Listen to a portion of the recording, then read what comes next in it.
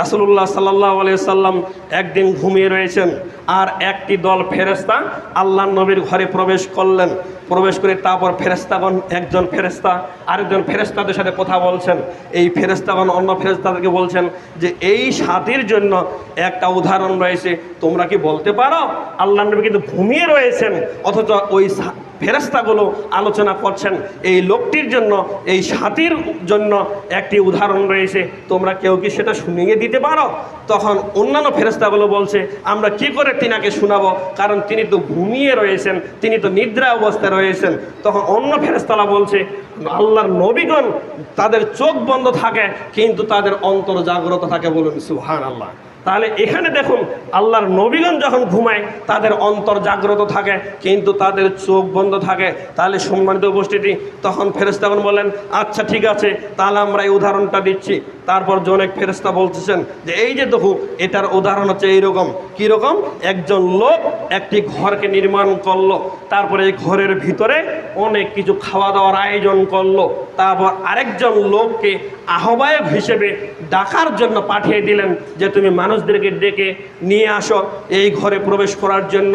যারা এই ঘরে প্রবেশ করতে পারবে তাদের জন্য খাওয়া দাওয়ার আয়োজন রয়েছে, এই কথা বলে দিলেন।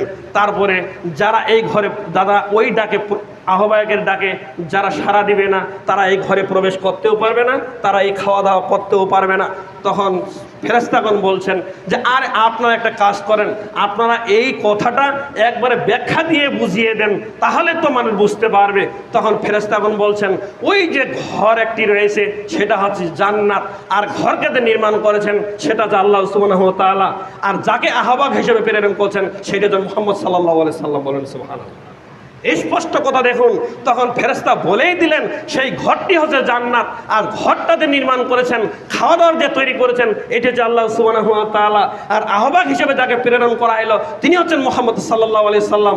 এই মুহাম্মদ সাল্লাল্লাহু আলাইহি সাল্লামের ডাকে যারা সাড়া দিবে তারাই জান্নাতে প্রবেশ করবে, মুহাম্মদ সাল্লাল্লাহু আলাইহি সাল্লামের ডাকে যারা সাড়া দিবে না তারাই জান্নাতে প্রবেশ করতে পারবে না, আর যারাই জান্নাতে প্রবেশ করতে পারবে তারাই সেই ভোগবিলাস, সেখানে আনন্দ উজ্জীবন যেমন পরিচালনা করতে পারবে, খাওয়া দাওয়া করতে পারবে, আর যারাই সেখানে প্রবেশ করতে পারবে না তারা ভোগ বিলাসে খাওয়া দাওয়া করতে পারবে না। স্পষ্ট উদাহরণটা দেখুন। তাহলে এ থেকে কি বোঝা যায় রাসূল সাল্লাল্লাহু আলাইহি ওয়াসাল্লাম আনুগত্যের বিষয়টা কত গুরুত্বপূর্ণ হতে পারে। আল্লাহ রাসূল সাল্লাল্লাহু আলাইহি ওয়াসাল্লাম যে পদ্ধতি অনুযায়ী তিনি ইবাদত করেছেন, সেই পদ্ধতি অনুযায়ী ইবাদত করার নামই হচ্ছে তার আনুগত্য করা। সম্মানিত মুসলিম একরাম, আমরা কখনো যেন না বলে থাকি এটা আল্লাহ রাসূল করেননি তাতে কি হয়েছে, কিন্তু আমরা করছি, এটি তো ভালো কাজ, এটা কখনো মনে করিয়েন না।